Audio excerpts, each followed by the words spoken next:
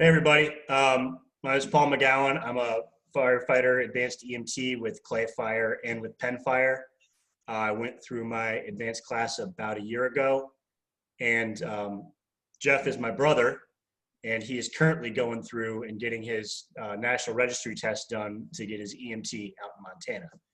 And we're going through some questions on EMT prep, trying to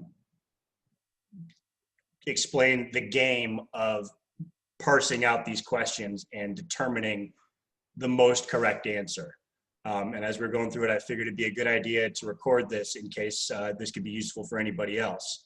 So we're just going to go through a couple questions, talk back and forth, and try and figure out if we can find the best answers for these questions. We're only working on cardiology here, but the way that these parse out work for almost any question on National Registry. And with the intro done, let's get back into it.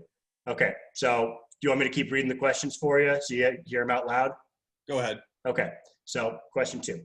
You are watching a basketball game with friends when an elderly man next to you clutches his chest and goes unconscious. You assess him and find him pulseless, direct a bystander to begin chest compressions, and ask that an AED be brought to you. How should you proceed once the AED arrives? So then you got have bystanders carry the man to a clear space where the man has complete privacy. Continue with chest compressions until you complete your 5th cycle, then attach the AED and shock if advised. Attach the AED and shock the man immediately if advised. Or perform 2 minutes of CPR and then apply the AED and shock if advised. So you've gone through the question. What are your first impressions here? So, as you said, it's kind of elderly man's sitting next to you, clutches his chest, goes unconscious, immediately assess him pulses, direct a bystander in chest compressions, ask to have AED brought to you. So already, question 1, have bystanders carry the man to a clear space where the man has complete privacy. That's, to me, is eliminated. That seems kind of irrelevant, and considering the circumstances, very unnecessary. Good. So continue with chest compressions until your 5th cycle, then attach the AED and shock if advised. That's plausible, so I'm not going to cross that one off. Attach the AED and shock the man immediately if advised. Definitely don't do that because you're supposed to do a full 2 minutes of CPR before shocking, so I'm going to eliminate that. Perform 2 minutes of CPR, then apply the AED and shock if advised. So I'm going to go with answer 2 because the question indicates that we already directed a bystander to begin chest compressions. That means they were already in progress. So by the time the AED arrives, I mean, who knows? We could be already in our 5th cycle. And, question 2 says straight up perform 2 minutes of CPR. So since the question indicates that chest compressions are already in progress, I'm going to go with question 2 is the right answer. Continue with chest compressions until your 5th cycle, then attach the AED and shock if advised. Okay, so we're looking at 3 correct answers, basically. Mm-hmm. At the end of either of these, this is a tough one. I'm not even sure what the answer is for this one. So I'm actually going to be relying on you now a little bit. I know in the last question we talked about before we started recording, you talked about the 5th cycle. Is that something that's in your textbook? I think it's kind of when it's 30 to 2, 30 chest compressions, 2 rescue breaths. To get a full 100 beats per minute, it would be about, or in that ballpark of 100, 110 beats per minute, it would be about 5 cycles to get to 2 minutes. So it's 5 for 2-person adult CPR. It's a 30 chest compressions for 2 rescue breaths is 1 cycle. 5 would make about 2 minutes. Okay, because I was thinking it was 3 because, and correct me if I'm wrong, like I said, it's been a year since I've gone through all this. Mm-hmm. I always thought if we go back to that scenario we were talking about, your practical scenario where you passed doing your AED attachment as soon as a proctor says the AED has arrived, you finish your cycle and attach the AED, correct? Correct, yeah. So you would, I'm thinking, and we'll go through this to the end just to see what we got right and wrong. My thought was you'd attach the AED immediately, right? Mm-hmm. Because the other two have you delaying attaching the AED, which is something I can tell you we don't do in the field. That AED goes on as fast as possible. Gotcha. But that's why I'm curious what your book said, because like I said, once again, this is National Registry. There is some, it's a great starting spot, but there is some disconnect between what National Registry will tell you and what you see in the field on a daily basis. I believe National Registry does, and I could have this wrong potentially, but I remember watching one of the EMT prep videos for like cardiopulmonary resuscitation, and it showed them doing 5 cycles before attaching the AED. Well, actually, how about we, I'm just going to bring up that video and Sure, yeah. see what they say. Yeah, for anyone who's watching this, EMT Prep has YouTube videos that are absolutely perfect for your practical scenarios. And then we're actually using emtprep.com as our,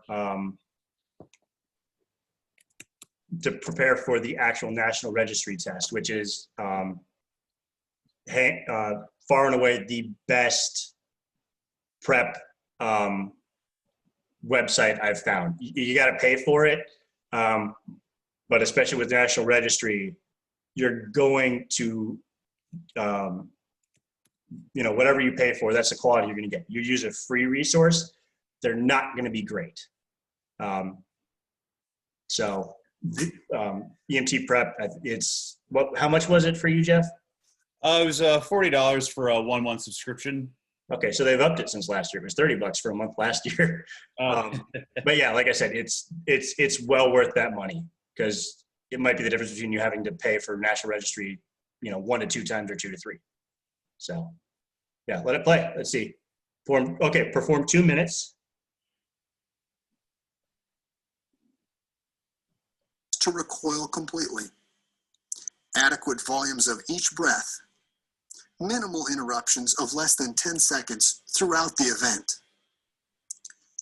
The candidate must turn on the power to the AED and follow the prompts and correctly attaches the AED to the patient. Stop CPR and ensure all individuals are clear of the patient during rhythm analysis. And ensure that all individuals are clear of the patient prior to delivering an AED shock. Okay, so pause it. Immediately directs risk.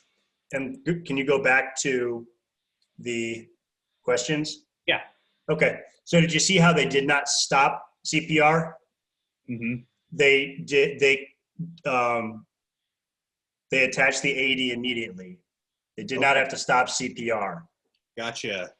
Now, going back and reading this again, direct a bystander to begin chest compressions. So somebody else is doing chest compression, so you would immediately attach that AED. Gotcha, yeah. That's why you see what I'm saying? I totally see, because the bystander is doing all the chest compressions, so my job is 100% just to attach the AED. There you go. Okay, that makes total sense. Yep. So, yeah, I didn't think it was that one at first either, but you have to really sit there and just think over and over and over. This is a lot of problem solving skills that are going into this. So I would say it would be 3, but if you still think it's one of the other ones, that's up to you. I am going with 3, because you're right. The bystander kind of gives it away. They're doing chest compressions. They're not supposed to stop till the 5th cycle. Okay. So hit that. We'll go to the next one. All righty. Okay. You have just administered your first 0.4 milligram nitroglycerin sublingually to a 44-year-old female experiencing acute chest pain. How long should you wait before checking a BP to see the effects of your drug intervention? Just administered. I don't know this one, Okay. but let's break it down. Do you know it off the top of your head? I believe it is 5 to 10 minutes. Okay. So, what makes you say that? So I believe like in kind of in the skills week, we were taught that it's one dose of nitro is 0.3, although it could be 0.4. But either way, I always remember wait 5 minutes between each like additional dosage. So already, because like maybe I have this wrong, but in my head I have it that's 0.3, but it says 0.4 though. It says 5 to 10 minutes, so maybe you would want to wait a little longer. I think you're getting a little bit in the weeds on it. Okay. What does sublingually mean? Oh, that means under the tongue. So it's your first nitro tab. Whether Yeah. it's 0.3, 0.4, doesn't matter. Gotcha. Also you have this under the basic, right? I think so. Yeah. Okay. Because that's definitely an advanced level skill here in Indiana. I don't know if it's different. No, that is. So I can Okay. check at least. So you should not see this question on National Registry. So it's not something we can really parse about. It's you know it or you don't. Mm-hmm. Oh, you're checking to make sure we're under the right. Yeah. So for this one, this is one of those things you just got to know. Know your medications, know your, you just got to know your shit. Yeah. For a subscription, it says account level EMT. Okay, there you go. Yep. That's like we talked about. That's one of the pitfalls of National Registry being very proprietary with their, with all their stuff is sometimes you'll get something like this. I think at the advanced level, they have you interpreting cardiac rhythms, which once again, we don't do in Indiana. So for this one, I think it's 1 to 2 minutes. Just because nitro does react. Actually, yeah, once again, though, I admit I didn't read the full question. It says the question is not how long should you wait before administering a second dosage. It's how long should you wait before checking the blood pressure to see the effects of your drug intervention. So then, yeah, it would be 1 to 2 minutes. There you go. That's exactly where I was going with it. Okay. So yeah, you definitely don't want to give a second nitro until you've gotten that blood pressure. So if 5 minutes is your outset of when you can give the next one, you want to get the blood pressure before then. All So right. at least that is my thinking. 10 to 30 seconds seems too quick. Yeah. Yes, I'd say 1 to 2 minutes. So let's move on to something that we can, work more with. Which of the following symptoms is most commonly associated with cardiac-related chest pain? Lower abdominal pain, jaw pain, low back pain, or a productive cough?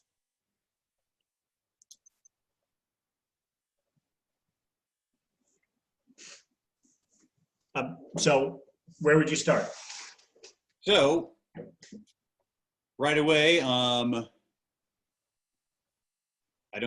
cardiac is all related to the heart, so I don't see why there would be jaw pain. Already, I'm going to eliminate that.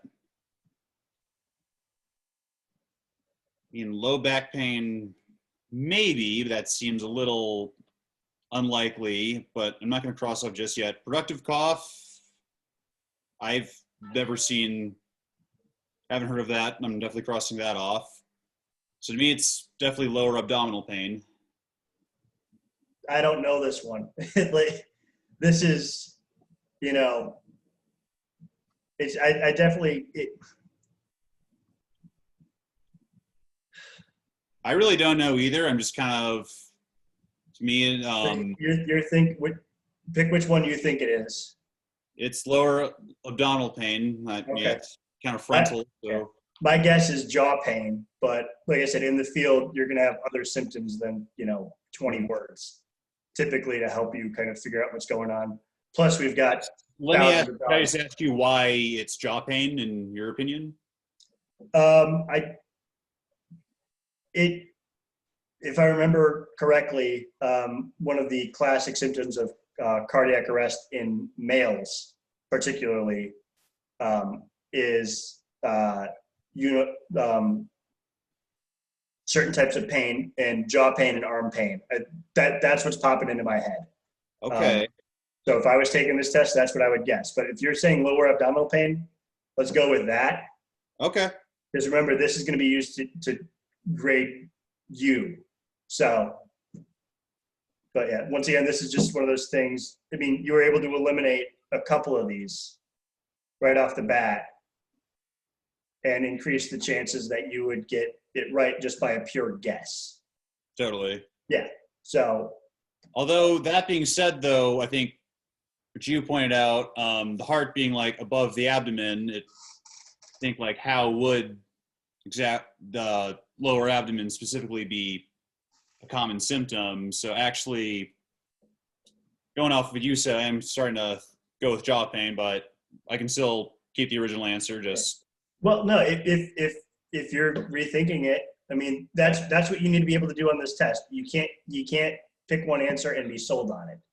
You have to be able to go back, and if you're not feeling right about that answer, you stare that question down until you either have used up too much time and you feel like you need to move on, or you found something that you feel comfortable with. Yeah, and definitely after reassessing the question, I am going to go with jaw pain. Okay. Because my thinking is, so if you're talking low back pain, what organs are there? Your kidneys are in your lower back. Yeah. So kidneys to the heart, yeah, don't make sense. Lower abdominal pain, that's more lower digestive system stuff. Once again, that's not the first thing that would come to mind. Whereas jaw pain, my guess, and I can't remember, but aside from it remembering that it is kind of a classic symptom, I also think if your heart's having trouble pumping blood, anything above the heart would be the first thing to experience tissue necrosis. Because well, just like a symptom of like shock and this, facial droop. So actually that makes total sense. Well, facial droop is a stroke, but you're getting the right, the blood's not pumping correctly. So you got the right idea. So, okay. No, I'll be interested to see what the answer to that one is. Alrighty. Why is chest recoil important to performing high quality CPR? Allows the heart to fill with blood between compressions, ensures the victim is not injured by giving a small break. Allowing chest recoil allows the rescuer to make sure they are compressing to the correct depth. It gives the rescuer a momentary rest. Break it down. Definitely the last one is getting eliminated. Okay.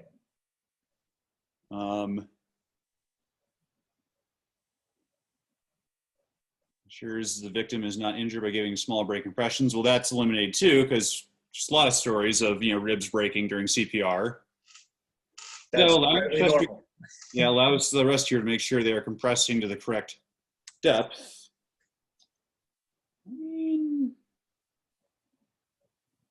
maybe, but allows the heart to refill with blood in between compressions. The goal of chest compressions is to stimulate the patient's perfusion. So it would, to me, I'm going to go with question 1 as the answer. That's exactly right. I mean, I couldn't have put it better myself. It's 2 and 3. Well, no, 2 is dumb. 4 is dumb. Yeah. 3, yeah, maybe, but that's not the core reason we're doing this. Totally. So that's why I would take 1 as my answer. So yeah, I think you're completely right there. Alrighty. You are called to a private home where a 4-year-old female is experiencing cardiac problems. Which of the following is not a useful indicator of hypoperfusion in this case?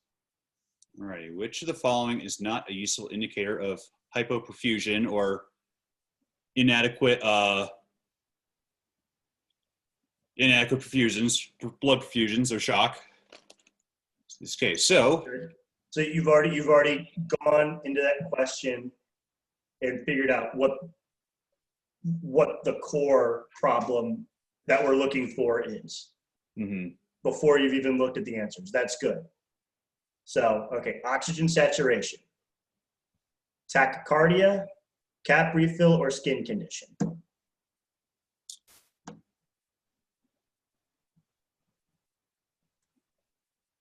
Anything jump out at you about those answers? well, first I wanted to say oxygen saturation, but even I'm starting to have a little doubts about it. So, well, let's go one by one. How would you gauge oxygen saturation? pulse oximetry reading. What your pulse ox meter is broken. Oh. So in other words, then, I mean, basically then you would go straight to capillary refill. Very good. So in other words, so yeah, I think it is, because we almost just answered it by eliminating one of the other questions, which is capillary refill. That is definitely something you would want to use as an indicator. Mm-hmm. Well, you can indicate oxygen saturation. I guess cap refill is close. You're looking for I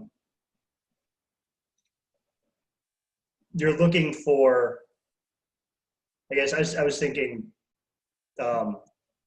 sorry, cap refill and oxygen saturation are kind of intertwined because you're going to look for that proper color and proper refill by just looking at your patient's fingernails.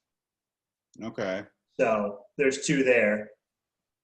And matter of fact, skin condition ties into that too. But here, it's what I was getting at was you've got basically three things that are, you got three signs here and one symptom. Do you know the difference between a sign and a symptom?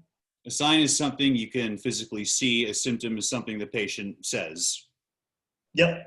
So can you see tachycardia? You can see it. How would you see tachycardia? You can't. No. Sorry, I had a cartoon where their hearts, you know. Yeah, you cannot see tachycardia. No. Yeah. So I mean that was my first indication of, you know, was that tachycardia is different than the other three. Mm-hmm. So, but now even looking back at it, I'm starting to question that. So, which is not okay, so experiencing cardiac problems. Which of the following is not a useful indicator of hypoperfusion? So we're looking for that, an indicator of blood pressure. Mm-hmm. Tachycardia is a abnormally high pulse rate. Which could be the heart compensating for hypoperfusion. But this patient is having cardiac problem. Jesus. I think I'm going back on what I was thinking before. Now I'm thinking it might be skin condition. Because cold and clammy, no, even that, wow, Jesus. Yeah, I feel like almost all of them. Yeah, this is okay. Let's read it again. Called to a private home where a 4-year-old female is experiencing cardiac problems. Okay, it's a 4-year-old. 4-year-old, yeah. Which of the following is not a useful indicator of hypoperfusion in this case? In this case. 4-year-old female, cardiac problems. So already, I mean, being a pediatric patient and just having cardiac problems is already kind of abnormal in a way. Mm-hmm. And what's one thing that is kind of known about pediatric patients? They have already, they have much higher pulse rates. Good. Um, And how much higher pulse and respiratory rates than Yeah. an adult patient. right. So in pediatric patients, they tend to compensate until they can't. It's like they're fine 1 second and then the system goes to hell. Whereas with you and I, there would be more of a slow decline. Mm-hmm. So it says in this case. Hypoperfusion. I have no idea. I did not expect this one to trip me up. What do you have any thoughts? I mean, I guess the reason like my mind already went to oxygen saturation is like you're assessing, or I guess, I mean, you're the one who's got a couple years in the field now versus me, but I feel like you're always going to be like say, okay, check her cap refill, not be like check her oxygen saturation is probably what you're going to say, my guess. No, honestly, I come in, I've got a $15,000 computer with me that can tell me her oxygen saturation, or their oxygen saturation. And thankfully I haven't had to work on too many 4-year-old patients. Mm-hmm.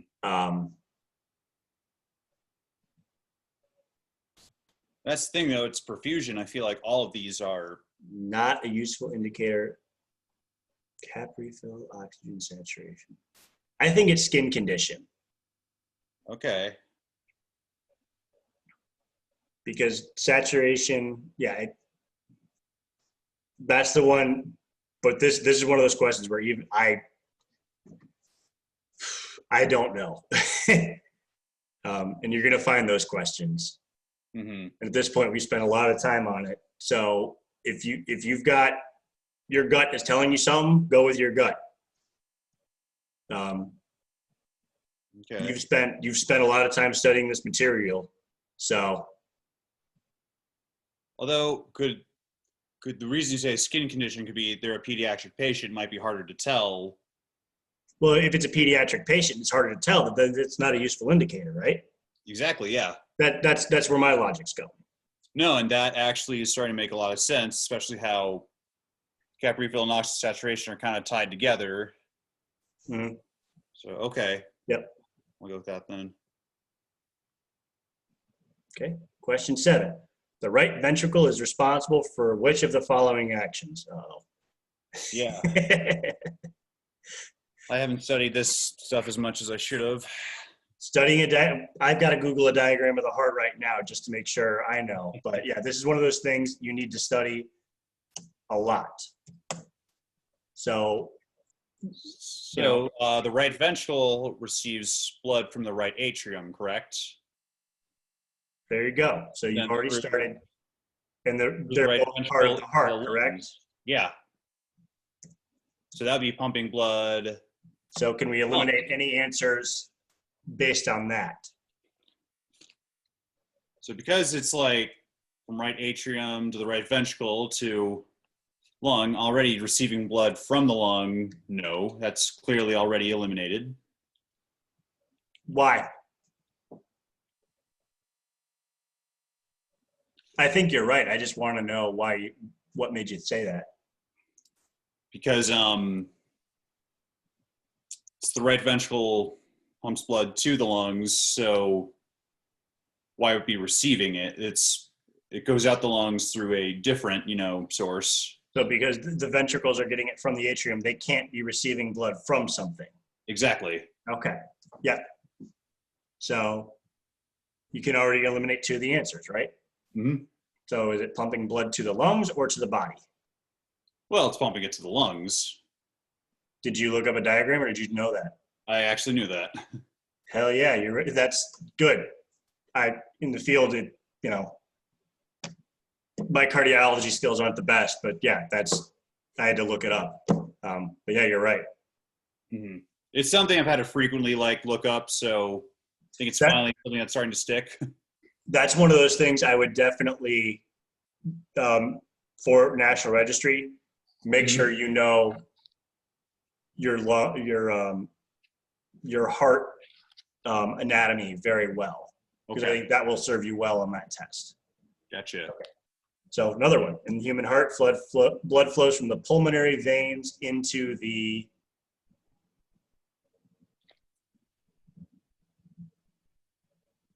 Well, since the question already, the previous question, question 7, was about the right atrium and right ventricle, like pulmonary veins comes after, like the process of going through the right atrium and the right ventricle. The first two are eliminated. Okay. So it flows from the pulmonary veins into the, Hold on a sec.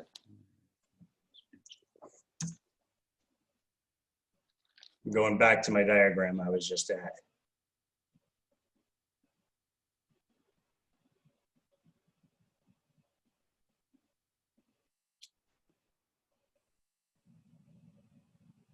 Actually, if I remember, like pulmonary being like related to the lungs, from if I remember correctly, it's the pulmonary veins take it from blood goes from the lungs, then it would be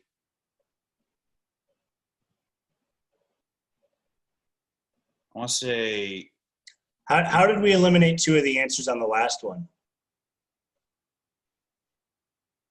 How do we know it was the word ventricle gave it away on the last one? mm-hmm. Can you use that logic here? And so ventricle is taking the blood to something. So in other words, it would be flows from the pulmonary veins into the left atrium, and then from the left ventricle into the aorta. Yep. So yeah, it would be the left atrium. Yep. And what's one important thing to remember about the pulmonary veins that makes them different from all the other veins in the body?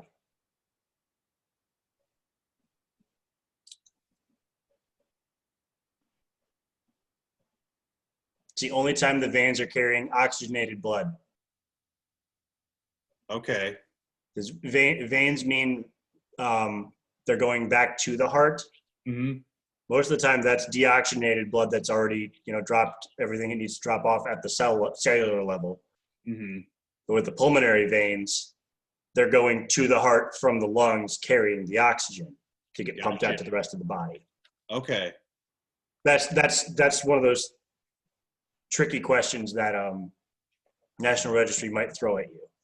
Okay. So I don't know. They get more into the blood chemistry and at the advanced level. I don't remember what it was like at the EMT level, but that's important to remember. Okay. All right. You are driving your ambulance to the ER while your partner is treating a middle-aged man in the back of the ambulance for an AMI. He has been stabilized, is on high flow oxygen, and is conscious.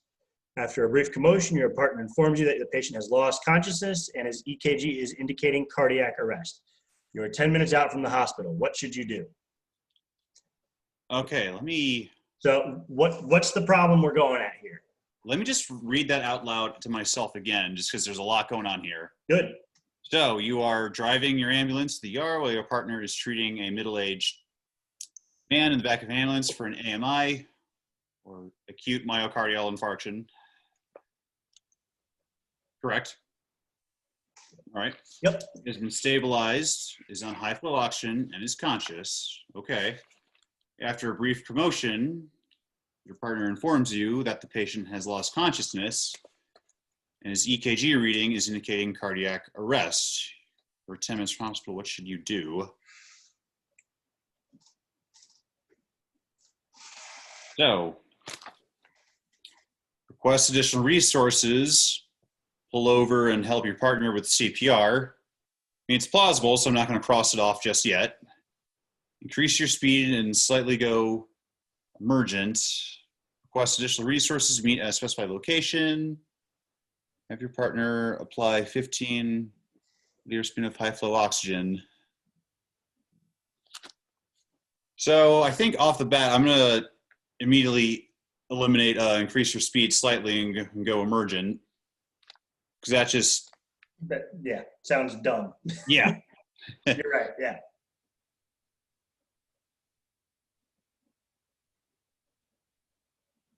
So he is already on high flow oxygen. It doesn't say how much.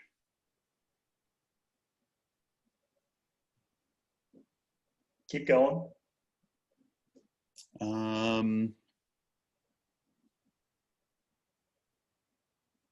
If his EKG is reading cardiac arrest, what does that mean?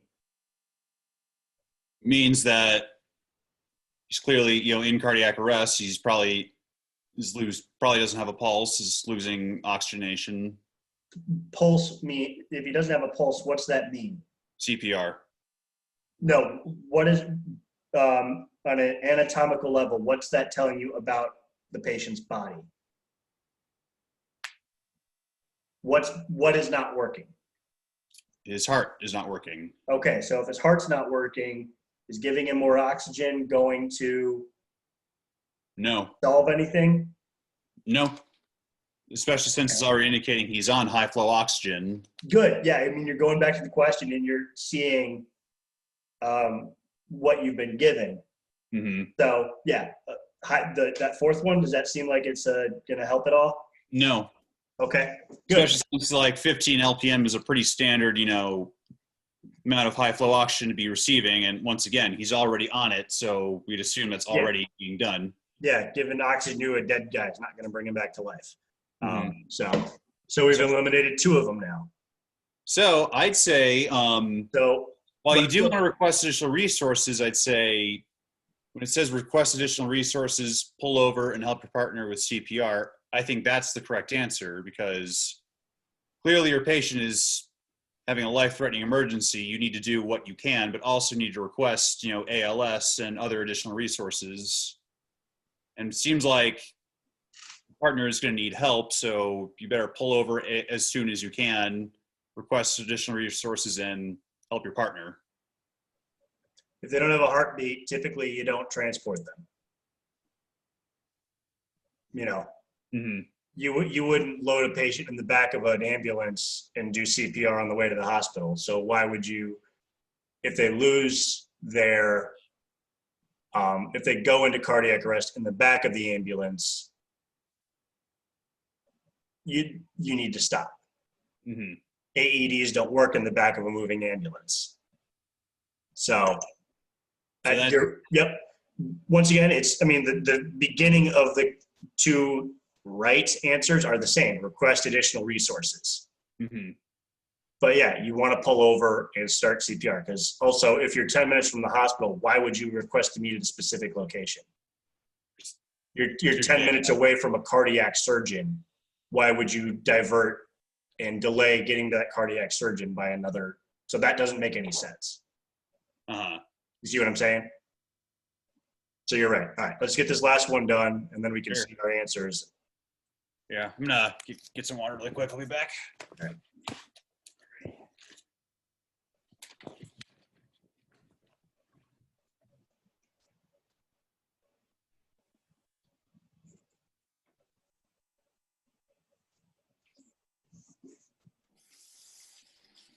So while he's doing that, I'll just quickly.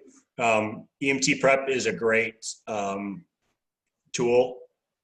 Not getting paid for this or anything. But one of the nice things is it lets you go through and kind of analyze the different parts of a test. So we're going through cardiac for this because that's what Jeff said he was having difficulty with. But you can go through airway, medical, OBGYN. I think that's an important one to study for National Registry, just because in my experience, it doesn't get covered enough in the classroom. And they like to throw fancy words at you, especially for OBGYN stuff. Another great teaching tool is there's a, I don't remember the name of the video, but they teach you, it's called the VOMIT method, which is vital oxygens, medications, intervention, and transport. And that's kind of the progression is where if you look at the question, you look at that acronym and figure out what the next step needs to be. I'm sure your instructor can find it fairly easily on YouTube, or you can find it yourself. I think I think the video is called How to Ace National Registry. So I know. Jeff, have you looked at that video recently? I did, yeah. Okay, yeah. And is that Why helpful actually for you? yeah, and actually, as I'm answering the questions, I frequently, write down the kind of answer choices in kind of an A, B, C, or D, and then kind of eliminate them. And then Yep. Yeah, that's in that video. And I know Jeff, I've told him this before. You're going to get a marker board or scratch paper or something. Use that as much as you need to. Even if you write down A, B, C, D, and then you can, like, I know Jeff's been crossing them out. When I would take it, I would write A, B, C, D, and then I'd write X's next to the ones I knew that were wrong. Because even just having that visual thing to look at where you are trying to decide between 2 instead of 4 options, I think that is very useful. So, all right, last question, and we'll see how we did, and then we can shut this recording off. So you respond to a 23-year-old male in cardiac arrest. CPR is in progress when you arrive, and you quickly take over compressions. The most important interventions that will affect this patient's outcome are, so what are we doing? Before we look at the answers, what are we doing? So it looks like we are taking over compressions during a active CPR cycle. Okay, so we're doing CPR. Mm-hmm. All right, so the most important interventions are early notification to receiving hospital and quick defibrillation, high quality compressions and high quality ventilations, high quality compressions and quick defibrillation, high quality ventilations and rapid transport. Where are you starting on this one? So once again, the answer we're looking for are the most important interventions that will affect the patient's outcome. So, yeah, early notification receiving hospital and quick defibrillation, like, yeah, maybe, but it doesn't seem, I'm not going to cross off yet, but that definitely seems probably not the right answer. High quality compressions and high quality ventilations. High quality basically means that, adequate and decent, both adequate and decent, and like enough in standard, that indicates that you're doing what you can to keep the patient alive. Mm-hmm. That's definitely a plausible answer. High quality compressions and quick defibrillation, well, I don't know, is quick the right word? I mean, quick indicates maybe not fully done, or high quality ventilations and rapid transport. Well, compressions are kind of the most important thing if you're giving the patient CPR, so I'm gonna. Yeah, I didn't even think about reading that. You hit it right on the head with that fourth one. Mm-hmm. See, already I'm crossing D out. Yeah, early notification of the receiving hospital, but I wouldn't say that's like the most important intervention, so I'm going to cross that one off. Yeah, it's definitely not wrong, but it's definitely not right either. Yeah. So now we're looking at B and C. Alrighty, so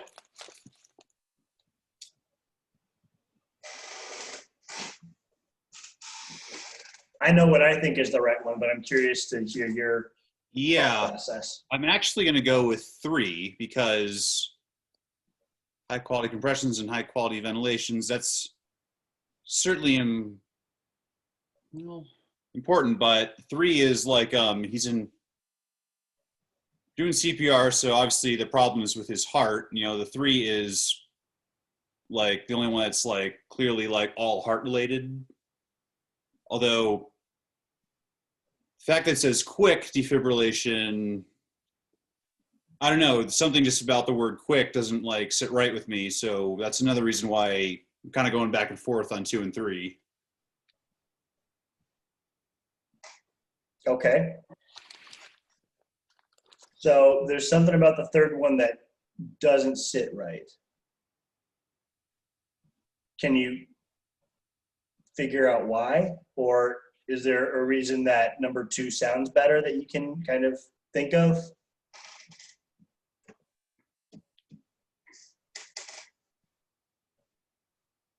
You're on the right track here. I want you to kind of, once you have that process down of being able to chisel away at the answers and get get to that point where you're able to settle on one answer with confidence and logic behind why you settled on it. That's almost like a mental muscle you have to build up for these tests.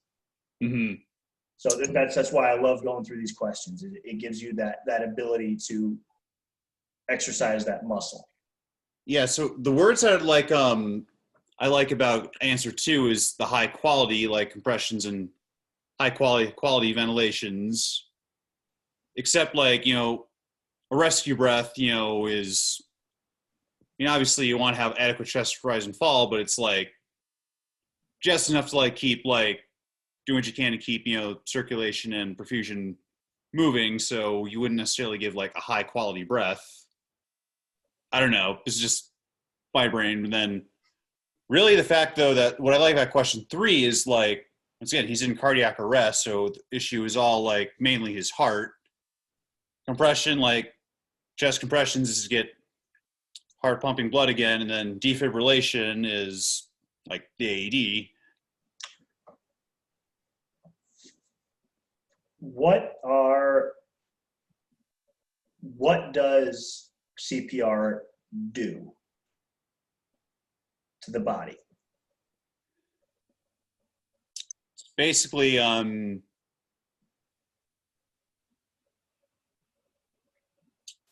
it does is tries to get the blood to start like circulating blood again, with the heart to circulate blood again, and pump, and to give the adequate perfusion to like the brain and. Okay. What is it perfusing? What's it need to? So the goal is circulation, right? But circulation in itself isn't everything. Yeah, you need ventilations as well. So that's definitely, I guess that's what seals kind of the choice for answer 2. There you go. Because, yeah, defibrillation is important, but yeah, without the ventilations, it doesn't matter. And I think this question gets easier once you've been in the field. You're not always going to shock a patient. Gotcha. So quick defibrillation, I think it's once you're out there and you're doing this stuff, you'll realize that's bogus. That's not. That's why I was thinking 2. But once again, this is one of those areas where National Registry, you don't have the benefit of hindsight going to National Registry. So it's you have to go back and really digest what you're talking about or what the question's talking about. So, but I think, you ended up on the right answer. I had to help you along with that one, but let's see how we did. Sure. Uh-oh. Oh no. That's not terrible, because there were some tough questions, but let's see what we got wrong. Alrighty, so this one looks like we got right. Yep. That one's just knowing your stuff. I know we didn't go through that on the recording. So, okay, cool.